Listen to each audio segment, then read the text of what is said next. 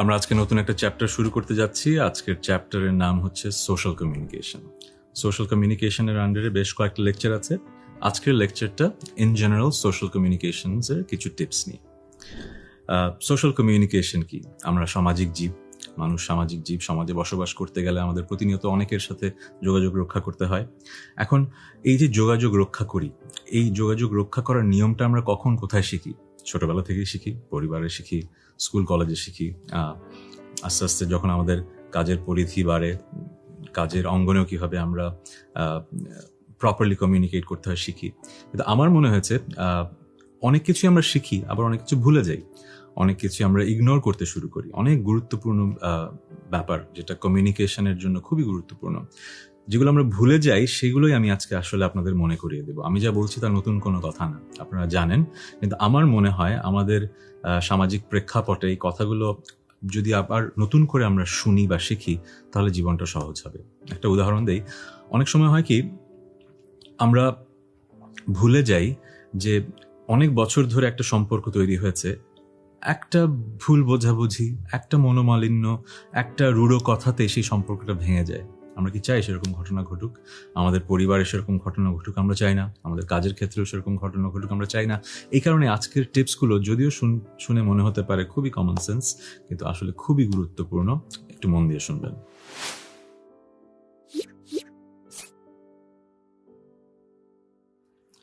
Number 1, প্রথম যে পয়েন্টটা আমি আপনাদের সাথে শেয়ার করতে চাই সেটা হচ্ছে মানুষকে সম্মান প্রদর্শন করতে হবে। আপনার মনে হতে পারে যে এটা তো আসলে খুব কমন একটা কথা, কিন্তু একটু চিন্তা করে দেখেন তো আমরা কি সত্যি সত্যি কাজটা করি? আমি যদি গ্রিটিংস নিয়ে কথা বলি, আমাদের যখন কারোর সাথে দেখা হয় আমরা গ্রিট করি। আমরা অবচেতন মনেই বেশিরভাগ মানুষ যে কাজটা করি, যাকে গ্রিট করছি তিনি কি আমার চেয়ে বয়সে বড় কি ছোট, সামাজিক অবস্থানে আমার চেয়ে উপরে না নিচে, এগুলো আমরা অজান্তেই চিন্তা করে কিন্তু আমরা গ্রিট করি। কাকে আমরা কিভাবে সালাম দেব, কার সাথে দেখা হলে কি আমরা দাঁড়িয়ে যাব না বসেই থাকবো, এই ব্যাপার যদি খেয়াল করেন দেখবেন যে আমরা সব সময় অপর মানুষটাকে জাজ করছি। আমার যেই আপনাদের প্রতি অনুরোধ থাকবে, অ্যাডভাইস থাকবে, সেটা হচ্ছে আপনারা সবাইকে একভাবে সম্মান দেবেন। আপনি যেভাবে সম্মান এক্সপেক্ট করেন সেভাবেই আপনি মানুষকে সম্মান দেবেন। হতে পারে সেই মানুষটা আপনার চেয়ে বয়সে ছোট হতে পারে, কোনো সমস্যা নেই তো তাকে সম্মান জানাতে। সো প্রথম কথা হচ্ছে, কমিউনিকেশনটা যদি আপনি সুন্দর করতে চান, সবাইকে আপনার সম্মান দিতে হবে এবং তার শুরুটা হবে গ্রিটিংস থেকেই। দ্বিতীয় যে কথাটা আমি বলতে চাই সেটা হচ্ছে কাউকে অপমান না করে কথা বলা। আপনি যদি চান যে যেই মানুষটার সাথে আপনি কথা বলছেন তার সাথে সম্পর্কটা বজায় থাকুক, এটা একদম প্রথম শর্ত। কখনো কাউকে অপমান করে কথা বলবেন না। আমরা মাঝে মাঝে যখন কারো উপরে রাগ হয়ে যায় তখন হয়তো অপমান করে কথা বলে ফেলি, কিন্তু আসলে আমি সেই সেন্সে কথাটা বলছি না। আমি যে সেন্সে কথাটা আপনাদের বলতে চাই সেটা হলো আমরা মানুষেরা অনেক সময় দাম্ভিক হয়ে যাই। সেটা হতে পারে সামাজিক অবস্থানের কারণে, অর্থবিত্ত বৈভবের কারণে আমি নিজেকে অনেক বড় ভাবতে শুরু করি, অথবা জ্ঞানে গরিমায় আমি হয়তো অনেক নিজেকে বড় ভাবি। সে কারণে যার সাথে কথা বলছি তার সাথে কথা বলার সময় আমার দম্ভটা প্রকাশ পেয়ে যায়। এর কারণে আমরা যখন কথা বলি আমরা হয়তো বুঝতেই পারছি না আমরা তার সাথে যখন কথা বলছি তাকে অপমান করে আসলে কথা বলছি। ইংরেজি ভাষায় একটা শব্দ আছে কন্ডেসেন্ডিং, মানে কাউকে ছোট করে কথা বলা। আমি হয়তো বুঝতে পারছি না, কিন্তু আমার কথায় প্রকাশ পাচ্ছে যে তুমি আসলে জ্ঞানে গরিমায় আমার চেয়ে অনেক নিচে, তুমি তো বুঝতে পারছো না আমি কিছু কি যা বলছি। এভাবে আমরা কথা বলি। আমি দু ধরনের উদাহরণ দিচ্ছি। একটা হচ্ছে আপনি যদি অর্থবিত্ত বৈভবে বড় হয়ে যান, আপনার মাঝে এটা চলে আসে, আপনি ব্যাপারটা বুঝতে পারেন না, তখন আপনি যার সাথে কমিউনিকেট করছেন তিনি আসলে আপনার সাথে কমিউনিকেট করতে স্বাচ্ছন্দ্য বোধ করছেন না, আপনি অজান্তেই তাকে আসলে অপমান করে কথা বলে ফেলছেন হয়তো। যেরকম আমি দেখেছি অনেকে যারা অর্থবিত্ত বৈভবে বড় হয়ে যায় তারা আসলে এমন এমন বিষয় নিয়ে কথা বলেন যেটা হয়তো তার কাছে মনে হয় নর্মাল, কিন্তু যার সাথে কথা বলছেন তার হয়তো শুনে খারাপ লাগছে। ধরুন আপনার বন্ধুদের সাথে, স্কুলের বন্ধুদের সাথে কথা বলছেন এবং আপনি বিদেশে যাওয়ার ট্রিপ নিয়ে অনেক বেশি কথা বলছেন এবং বন্ধুদের বলছেন চল এখানে যাই, চল ওখানে যাই, কিন্তু আপনি হয়তো খেয়াল করছেন না আপনাদের বন্ধুদের গ্রুপে একজন হয়তো আছেন তিনি এই কথায় কষ্ট পাচ্ছেন, কারণ তিনি হয়তো ভাবছেন যে আমার বাবা মা তো আসলে অর্থনৈতিকভাবে এমনভাবে সচ্ছল না যে আমাকে কথায় কথায় বিদেশে যাওয়ার জন্য আসলে যেই ফান্ডটা সেটা তারা দেবেন। আপনি হয়তো ব্যাপারটা খেয়ালই করছেন না, আপনার ব্যাপারটা খুব ন্যাচারালি আসছে, কিন্তু যিনি শুনছেন তার কিন্তু খারাপ লাগছে। সো সবসময় মনে রাখবেন অর্থ, বিত্ত এবং জ্ঞান, এই দুটো কথা আমি বলছি। এর কারণে মানুষের মাঝে এক ধরনের অহমিকা চলে আসে এবং সে বুঝতে পারে না যে সে যার সাথে কথা বলছে তার জায়গায় হয়তো শুনতে কথাটা খারাপ লাগছে। সবসময় মনে রাখবেন, বিনয়ী হবেন এবং যার সাথে কথা বলছেন তার সামাজিক অবস্থানটা ভেবে যেন আপনি কথা বলেন, তাকে যেন কোনোভাবে মনে না করতে হয় যে আপনি তার সাথে অপমান করে কথা বলছেন। সোশ্যাল কমিউনিকেশনের থার্ড যে টিপসটা আমি আপনাদের আজকে শেয়ার করতে চাই সেটা হচ্ছে কিভাবে অনুরোধ করবেন। ধরেন আপনার সাথে কলিগ কেউ আছেন এবং আপনি চান তিনি আপনার হয়ে কিছু একটা করুক, আপনি কিভাবে বলবেন? আপনি কি বলবেন যে এই কাজটা করো তো, নাকি বলবেন যে এই কাজটা কি আমাকে একটু করে দেবেন? দুটো কথার মধ্যে কিন্তু বিস্তর ফারাক। এটা আসলে ইংরেজি ভাষায় বোঝালে সুন্দর, can you please do this for me, এভাবে একভাবে বলা যায়, আর বলা যায় do this or get that coffee or something. এখন হতে পারে সে আপনার সাবঅর্ডিনেট, সে আপনার অ্যাসিস্ট্যান্ট, আপনি বলতে পারেন যে কফি নিয়ে আসো। এই কথাটা বলা অসুবিধার কিছু নেই, কিন্তু আপনি যদি বলেন প্লিজ একটু কফিটা নিয়ে আসবেন, প্রথমত আপনি আপনার সাবঅর্ডিনেটকেও আপনি করে বললেন, প্লিজ বললেন এবং আনার পরে থ্যাংক ইউ বললেন। এই যে ছোটখাটো বিষয়, অনুরোধ করার যে নিয়মটা, এটা যদি সুন্দরভাবে পালন করি সম্পর্কটা কিন্তু খুবই রেসপেক্টফুল হয়, সুন্দর হয়। আপনি যদি দিনের পর দিন এভাবে মানুষকে বলেন যে অর্ডার করে কথা বলেন, তখন হবে কি ওই মানুষটার সাথে আপনার এক ধরনের দূরত্ব তৈরি হয়ে যাবে। সো আপনাকে বুঝতে হবে আমি সোশ্যাল সেটিংয়ে কখনোই কাউকে যখন কিছু করতে বলবো সেটা যেন অনুরোধের ভাষায় বলি, আদেশের ভাষায় না বলি। হ্যাঁ, আমি হয়তো এমন একটা অবস্থানে আছি যেখানে আমি হয়তো আদেশ করতে পারি, কিন্তু যদি লং টার্মে আপনি একটু সুন্দর সুস্থ সম্পর্ক বজায় রাখতে চান মানুষের সাথে, তাহলে একটু অনুরোধ করে কথা বলা শিখতে হবে। কথার মাঝে থ্যাংক ইউ, প্লিজ এই শব্দগুলো আনতে হবে। এই কথাসূত্রে আরেকটা কথা বলতে চাই, আমরা যখন কারো কাছ থেকে সার্ভিস নেই, আমাদের কালচারে কিন্তু থ্যাংক ইউ বলার রীতিটা একটু কম। আমরা যারা পাশ্চাত্যের জীবনধারা থেকে ভালো কিছু নিতে চাই, আমরা কিন্তু এই জিনিসটা নিতে পারি। যে সার্ভিসটা একজনের দেওয়ার কথা তিনি তো ওটা দেবেনই, সেটা আমি জানি, কিন্তু থ্যাংক ইউ বললে হয় কি, তিনি যে সার্ভিসটা দিচ্ছেন প্রতিদিন তো অনেককেই দিচ্ছেন, ও একটা ছোট্ট থ্যাংক ইউ, একটা স্মাইলে কিন্তু ওনার দিনটা একটু ভালো যায়। ওনার দিনটা ভালো গেলে কিন্তু উনি নেক্সট কাস্টমার বলেন তাকেও ভালো সার্ভিস দেবেন, অথবা নেক্সট টাইম যখন আপনি যাবেন তখনও কিন্তু আপনি একজন ভালো সার্ভিস পাবেন। তো সবসময় খেয়াল করবেন, যখনই পজিটিভ এনার্জি আপনি দেবেন, পজিটিভ এনার্জি কিন্তু আপনি ফেরত পাবেন। এমন না যে ফেরত পাওয়ার জন্যই আপনি পজিটিভ কাজ করছেন বা পজিটিভ এনার্জি ছড়িয়ে দেওয়ার চেষ্টা করছেন। এতে হয় কি, পৃথিবীটা আরেকটু সুন্দর হয়। এটা আমার ফিলসফি, আপনি মানতেও পারেন, নাও মানতে পারেন, কিন্তু কথাটা এটাই, অনুরোধ করাটা সুন্দর করে করতে হবে, আদেশ কম করতে হবে। সোশ্যাল কমিউনিকেশনের ফোর্থ পয়েন্টটা হচ্ছে আসলে সবচাইতে বেশি গুরুত্বপূর্ণ আমার কাছে যেটা মনে হয়। আমরা যখন কথা বলছি আমরা আসলে কি করছি? তথ্যের আদান প্রদান করছি। যার সাথে আপনি আড্ডা দিচ্ছেন তখনও কিন্তু তথ্যের আদান প্রদানই হচ্ছে। কর্পোরেট সেটিং এ আছেন, তথ্যের আদান প্রদান হচ্ছে। তথ্যের আদান প্রদানটা সবচাইতে বেশি হয় সোশ্যাল কমিউনিকেশনে। এখন তথ্যের আদান প্রদানে যেই কথাগুলো আপনার মনে রাখতেই হবে সেটা হচ্ছে, আমি যখন তথ্য দেব সেটাকে সত্য তথ্য দিচ্ছি কিনা। খুবই ইম্পর্টেন্ট দুটো কারণে। মিথ্যা তথ্য দিলে যাকে আপনি তথ্যটা দিচ্ছেন সেই মানুষটা ওই তথ্যের ভিত্তিতে হয়তো কিছু ডিসিশন নেবেন, ভুল কিছু করে ফেলবেন। দ্বিতীয়ত, পরে যখন ওই মানুষটা জানবেন যে আপনি যে তথ্যটা দিয়েছেন সেটা মিথ্যা ছিল, তখন আপনার প্রতি কিন্তু তার শ্রদ্ধাবোধ একদম কমে যাবে। আপনাদের মাঝে যেই হেলথি কমিউনিকেশন চ্যানেলটা, এটা কিন্তু ব্রেক হয়ে যাবে। আপনি কখনোই চান না আপনার ক্রেডিবিলিটি হ্রাস পাক। হ্যাঁ, মাঝে মাঝে আপনি ভুল তথ্য দিয়ে দিতে পারেন, আপনি মানুষ, আপনার ভুল হতেই পারে, কিন্তু যেই মুহূর্তে আপনি জেনে যাবেন যে আপনি কাউকে ভুল তথ্য দিয়েছেন, আপনার কিন্তু ফলো আপ করা উচিত। আপনার ফোন দিয়ে বলা উচিত, আমি সেদিন এই কথাটা বলেছিলাম, আমি পরে জানতে পারলাম এটা ভুল। সো প্রথমত আমি সত্য তথ্য দেব, বাট ভুল যদি হয়েও যায় আমি কিন্তু সেটা রেকটিফাই করার সুযোগ থাকলে সেটা করব। এটা হচ্ছে তথ্য দেওয়ার ব্যাপারে। তথ্য নেয়ার ব্যাপারে আপনাকে কত ইনফরমেশন প্রতিদিন কত মানুষ দিচ্ছে, এমন যদি ইনফরমেশন কিছু আপনি পান যেটা আপনার মনে হয় খুব ইম্পর্টেন্ট, আপনার প্রথমেই জিজ্ঞেস করা উচিত, আচ্ছা ভাই এটা কোথা থেকে শুনলেন? ধরেন অফিসে কোন একজন কলিগ বললেন যে জানিস বসের সাথে তো ওই ঘটনা হয়েছে ওইখানে। এখন প্রথম প্রশ্ন আপনি যেটা জিজ্ঞেস করা উচিত, আপনি কিভাবে জানলেন? এটা হচ্ছে আপনার প্রথম গুরুত্বপূর্ণ প্রশ্ন, এটা করতেই হবে। ক্রেডিবিলিটি যেরকম আপনার জন্য ইম্পর্টেন্ট, যার সাথে আপনি কথা বলছেন, যার কাছ থেকে আপনি তথ্য নিচ্ছেন, তার ক্রেডিবিলিটিও তো ইম্পর্টেন্ট।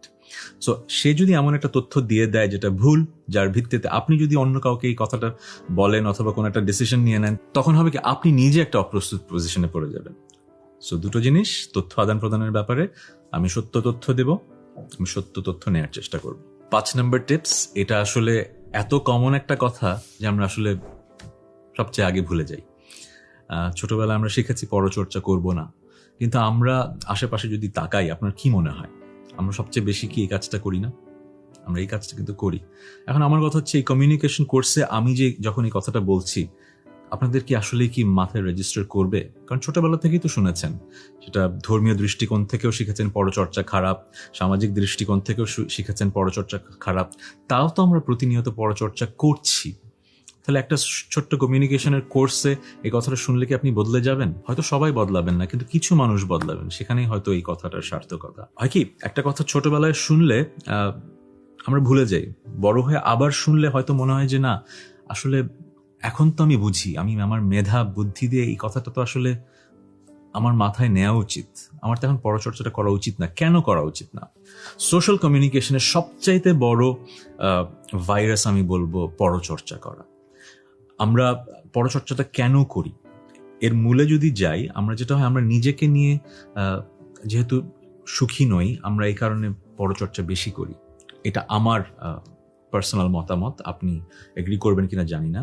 সো আপনাকে শুরুতে বুঝতে হবে, আমি যেহেতু পরচর্চা বেশি করছি, তার মানে আমি অন্যকে নিয়ে কেন বিজি আছি, আমি কেন অন্যর খারাপটা চর্চা করছি। তার মানে ওই সময়টা আমি নিজেকে গড়ে তোলার পেছনে ব্যয় না করে আমি অন্যকে নিয়ে ব্যয় করছি। তার মানে আমার মাঝে কিছু একটা দুর্বলতা আছে। এই কথাটাই আসলে আপনার মাথায় বসতে হবে। আপনার বুঝতে হবে আপনার সময় অত্যন্ত মূল্যবান, এটা আপনার জীবন। আপনার এই জীবনটা আপনার নিজেকে উপভোগ করতে হবে, নিজেকে সুন্দর রাখতে হবে, সৌন্দর্য ছড়িয়ে দিতে হবে। আপনি যেই 10-15 মিনিট আরেকজনের সাথে আড্ডা দিচ্ছেন, যেখানে আপনি পুরোটাই পরচর্চা করছেন, আপনি আসলে নিজের ক্ষতি করছেন। এতটুকু যদি আমি আপনাকে বোঝাতে পারি, তাহলে কিন্তু আমি সার্থক। আপনি যতটুকু সময় পরচর্চা করছেন, আপনি নিজের ক্ষতি করছেন, আপনি অন্য কারো ক্ষতি করছেন না। দুটোভাবে ব্যাপারটা বোঝাই। আপনি যার সম্পর্কে খারাপ কথা বলছেন, কোনো না কোনোভাবে এই কথাটা তার কানে যাবে এবং তিনি আপনার শত্রু হয়ে যাবেন এবং তিনিও আপনার ক্ষতি করার চেষ্টা করা শুরু করবেন। এক। দ্বিতীয়ত, আপনি যার সাথে বসে পরচর্চাটা করছেন, তিনি কিন্তু আপনাকে জাজ করছেন। তিনি বলছেন যে এই লোক, তার এই ভদ্রলোকের সম্পর্কে এরকম কথা বলছে, নিশ্চয়ই আমার সম্পর্কে এরকম কথা বলতে পারে। আপনি খেয়াল করেন, আপনি দুটো ক্ষতি করছেন। একটা হচ্ছে যার সম্পর্কে কথা বলছেন, তিনি কোনো না কোনোভাবে জানবেন এটা পৃথিবীতে হবেই এবং তিনি আপনার ক্ষতি করবেন। আরেকটা হচ্ছে যার সাথে কাজটা করছেন, তিনি হয়তো আপনাকে আসলে বন্ধু ভাবছেন না এই কথার কারণে। এই দুটো তো এক্সটার্নাল ক্ষতি। আরেকটা ক্ষতি হচ্ছে, যেটা শুরুতে বললাম, আপনি আপনার নিজের ভেতরেই ক্ষতিটা করছেন। যেই সময়টা আপনি শুদ্ধ কিছু চিন্তা করতে পারেন, নিজেকে নিয়ে ভাবতে পারেন, পৃথিবীকে নিয়ে একটু পজিটিভ চিন্তা করতে পারেন, সেই সময়টা আপনি অন্যকে নিয়ে পরচর্চা করছেন। So this is not a course on ethics. আমি কোনো মোরাল হাই গ্রাউন্ড থেকে কথা বলছি না, আমি বলছি কমিউনিকেশন স্টাডিজে এই ব্যাপারটা অসম্ভব ইম্পর্টেন্ট। সো আমাকে কাঠগড়ায় দাঁড় করাবেন না যে আমি আপনাদের এথিক্স শেখানোর চেষ্টা করছি। আমি কোনো মোরাল হাই গ্রাউন্ডস থেকে আপনাদের কথাটা বলছি না। কমিউনিকেশন স্টাডিজের ভেতরে থেকেই আমি আপনাদের বোঝাতে চাচ্ছি যে আপনি যদি পরচর্চা না করেন, আপনার কমিউনিকেশনটা ইজি হবে এবং আপনার জীবনটা সহজ হবে। ওকে, সোশ্যাল কমিউনিকেশনের আরেকটা জেনারেল টিপস হচ্ছে নেগোশিয়েট অ্যান্ড নট ম্যানিপুলেট। আমরা যেটা করি, যখন কারো কাছ থেকে কাজ আদায় করতে চাই, তখন আমরা যেটা করি, ম্যানিপুলেট করি। খুব খারাপ একটা কাজ। ছোটবেলায় কিভাবে ম্যানিপুলেট করেছেন একটু যদি চিন্তা করেন। ধরেন আপনি কিছু একটা চান আপনার বাবা মার কাছ থেকে, আপনি নেগোশিয়েট করতে পারেন। সেটা না করে আপনি যদি ম্যানিপুলেট করেন, যা বাবা যদি এটা না দেয় তাহলে আমি খাবো না, অথবা পরীক্ষা দিব না, অথবা কিছু একটা উল্টাপাল্টা করে ফেলবো। আমার মনে আছে, আমার একটা ছোটবেলারই বন্ধু, সে ঈদের আগে তার পছন্দের জিন্সটা পায়নি বলে যে জিন্সটা পেয়েছে সেটা সে কেটে ফেলেছিল। তার এত রাগ, আমি খুব আশ্চর্য হয়েছিলাম। পরে সে পেয়েছিল কি না পায়নি সেটা জানি না, কিন্তু সে কাজটা করেছিল কেন? ম্যানিপুলেট করতে তার বাবা মাকে। সো যেটা হয়, একটা হচ্ছে ম্যানিপুলেট করে আদায় করা, ভয় দেখিয়ে আদায় করা, আর হচ্ছে নেগোশিয়েট করে। এরকমও তো করা যায়, বাবা মাকে বলা যে আমি তো ভালো রেজাল্ট করেছি, এই জন্য আমাকে দিতে হবে, অথবা তুমি যদি আমাকে দাও তাহলে আমি কিন্তু আরো বেশি 2 ঘন্টা করে পড়বো। এভাবেও তো বলা যায়। এটা হচ্ছে নেগোশিয়েট করা। আর এটা হচ্ছে ম্যানিপুলেট করা, ইমোশনালি টর্মেন্ট করা, মানে মানসিকভাবে যন্ত্রণা তৈরি করে কিছুটা আদায় করা। সো যখনই কারোর সাথে কমিউনিকেট করবেন, কিছু যদি আপনার আদায় করতে হয়, কাউকে মানসিক যন্ত্রণা দিয়ে কিছু আদায় করবেন না, আসলে হয়তো পাবেন না। যদি পেয়েও যান, সেটা আপনিও এনজয় করবেন না, যিনি দিচ্ছেন তিনিও আসলে খুব সুন্দর মনে দিচ্ছেন না। নেগোশিয়েট করাটা শিখতে হবে। নেগোসিয়েশন উপর আমাদের একটা লেকচারও আছে, সেটাও দেখে নেবেন। সোশ্যাল কমিউনিকেশনের আরেকটা পয়েন্ট যেটা আমরা অনেক সময় ভুলে যাই, যে কিভাবে প্রতিবাদ করতে হয়, এটাও কিন্তু শিখতে হবে। অনেকে আমরা আছি, আমরা স্বভাবগতভাবেই আমরা ভীতু প্রকৃতির, আমরা কোনো কিছুতেই প্রতিবাদ করি না। আমরা প্রতিবাদ করি না কারণ আমাদের কিছুটা হারানোর ভয় থাকে, অথবা কোনো একটা পানিশমেন্ট আসবে সেটার ভয় থাকে। এই কারণে আমরা কোনো কিছু প্রতিবাদ করি না হয়তো, কিন্তু প্রতিবাদ করতে হয়। আবার অনেকে আছে একটু বেশি প্রতিবাদ করেন, তারা প্রতিবাদ করে অ্যাড্রেনালিন রাশ পান, তারা এরকম সিচুয়েশন এর পেছনে ঘুরেন যেখানে আসলে প্রতিবাদ করার সুযোগ হবে। আমি একটা ছোট্ট উদাহরণ দেই। দেখবেন যে রাস্তায় কোনো একটা ঝামেলা হয়েছে দুজনের মাঝে, কেউ কেউ বলে গাড়ি ঘোরাও, চলে যায় অন্যদিকে, ওদিকে মারামারি হতে পারে। আবার কেউ কেউ থামাতো, দেখি তো কি হয়, যে একটু আমিও একটা দুইটা ঘুষি দিয়ে আসি, এরকম ঘটনা কিন্তু আপনি দেখেছেন। দু রকমের মানুষ।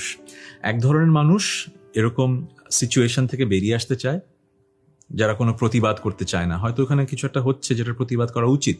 আবার আরেক ধরনের মানুষ আছে, একদম যতটুকু প্রতিবাদ দরকার তার চেয়েও বেশি কিছু করতে চায়, প্রতিবাদ করতে যে একদম মারামারি হাতাহাতি করে ফেলে। সো দুটোর একটাও ভালো না। আমাদের বুঝতে হবে কখন প্রতিবাদ করতে হবে এবং কখন প্রতিবাদ করব না, আর প্রতিবাদ করলে কিভাবে প্রতিবাদটা করব। এখন এটা এত ব্রড একটা টপিক এবং এত সেন্সিটিভ টপিক যে আমি আপনাদের আসলে সব ধরনের উদাহরণ দিয়ে বোঝাতে পারবো না। আমি আপনাদের জেনারেল কিছু কথা বলে বোঝাতে চাই যে প্রতিবাদ করাটাও সোশ্যাল কমিউনিকেশনের একটা খুব ইম্পর্টেন্ট পার্ট। প্রতিবাদ আমরা করব, অন্যায়ের বিরুদ্ধে আমরা দাঁড়াবো, কিন্তু এমনভাবে দাঁড়াবো না যে আমার নিজের এবং আমার পরিবারের ক্ষতি হয়। এটা হচ্ছে প্রথম কথা। কারণ আমার কোনো অধিকার নেই বোকার মতো প্রতিবাদ করে আমি এবং আমার ভালোবাসার মানুষের ক্ষতি ডেকে আনা। অ্যাট দ্য সেম টাইম আমি যদি সবসময় এই কথাটাই চিন্তা করি, আমি তো আসলে প্রতিবাদই করছি না, আমি কিছুর বিরুদ্ধে দাঁড়াচ্ছি না, আমি সমাজের কোনো অনাচারের বিরুদ্ধে দাঁড়াচ্ছি না। সো আপনাকে নিজেকেই ডিসিশন নিতে হবে কখন প্রতিবাদটা করব, কতটুকু প্রতিবাদটা করব, এবং আমি যেন বুদ্ধিমত্তার সাথে প্রতিবাদ করি। আর এই কথাতেই আজকের লাস্ট টিপসে আমি চলে আসলাম, বিতর্কে জড়াবো কি জড়াবো না। এই প্রশ্নের উত্তরটা আসলে এক একজন এক একভাবে দেবেন। যেরকম প্রতিবাদ করার ক্ষেত্রে বললাম, কিছু মানুষ বেশি প্রতিবাদ করেন, কিছু মানুষ একদমই করেন না। বিতর্কটাও কিন্তু একই রকম। কেউ কেউ বিতর্কে জড়াতে ভালোবাসেন, অনেকের কাছে এটা পাস টাইম, এন্টারটেইনমেন্ট। আবার কেউ কেউ ভাই আমি ভালো থাকতে চাই, বিতর্ক থেকে দূরে থাকতে চাই। আপনি বিতর্ক ভালোবাসেন কি দূরে থাকতে চান সেটা আপনার ব্যাপার, কিন্তু কিভাবে বিতর্কে জড়াবেন সেটা কিন্তু আপনাকে বুঝতে হবে। বিতর্কে যখন জড়াবো, শ্রদ্ধার সাথে বিতর্কে জড়াবো। সবসময় মনে রাখতে হবে আমি জানি, আমি ঠিক। এইভাবে যদি আমি সবসময় বিতর্কে জড়াই, তাহলে আসলে আমার মানসিক বৃদ্ধি এক জায়গায় আটকে গেছে। যেই মুহূর্তে আপনি ভাববেন যে আপনি পৃথিবীর সবকিছু বুঝে ফেলেছেন, যার সাথে বিতর্কে জড়াচ্ছেন তিনি আপনার চেয়ে একদমই কিছুই জানেন না, বোঝেন না, তাহলে কিন্তু আসলে বিতর্কে জড়ানোটা আসলে কোনো হেলথি এক্সারসাইজ হবে না। আমরা সবাই সব বিষয়ে পারদর্শী নই। আমি হয়তো 10টা বিষয়ে খুব বেশি ভালো জানি, কিন্তু যার সাথে বিতর্কে জড়িয়েছি তিনি হয়তো একটা বিষয় আমার চেয়ে বেশি জানেন। তো আমরা বিতর্কে জড়াবো, কিন্তু আমাকে এটাও মনে রাখতে হবে যে আমি যার সাথে বিতর্কে জড়াচ্ছি তার মেইন কারণটা কি। আমি কি তার ভালো চাই না আমি তার খারাপ চাই? যে আমার সাথে বিতর্কে জড়াচ্ছে তার উদ্দেশ্যটা কি? আমাকে অপমান করা, নাকি আসলে আমাদের মাঝে জ্ঞানের আদান প্রদান করে একটা ভালো জায়গায় আসা? যখন আপনার মনে হবে যে আমি বিতর্কে জড়িয়েছি এমন একজনের সাথে, একটা টক্সিক সিচুয়েশন, তিনি আসলে কখনোই এই বিতর্ক থেকে ভালো কিছু আউটকাম পেতে চান না, বিতর্কে জড়ানো উচিত না। যখন আপনি নিজেও সেই মেন্টালিটিতে থাকবেন যে না, ওই মানুষটার সাথে বিতর্কে জড়িয়েছি কিন্তু উনি আমার চেয়ে কোথাও না কোথাও হয়তো বেশি জানতেও পারেন, আমি হয়তো কিছু শিখতেও পারি, ওই মানুষটা যদি ওইভাবে চিন্তা করে, অনলি দেন বিতর্কে জড়াবেন। আদারওয়াইজ এটা আপনার জাস্ট এনার্জির ক্ষয় ছাড়া আর কিছু হবে না। সো এই ছিল আমার জীবন থেকে শেখা কিছু সোশ্যাল কমিউনিকেশন নিয়ে টিপস। এই চ্যাপ্টারের নেক্সট ক্লাসগুলোতে সোশ্যাল কমিউনিকেশনের বিভিন্ন সাব টপিক নিয়ে আমরা কথা বলবো। নেক্সট ক্লাসে আমরা শিখবো পার্সোনাল লাইফে সোশ্যাল কমিউনিকেশন কেমন হওয়া উচিত সেটা নিয়ে। দেখা হচ্ছে নেক্সট ক্লাসে।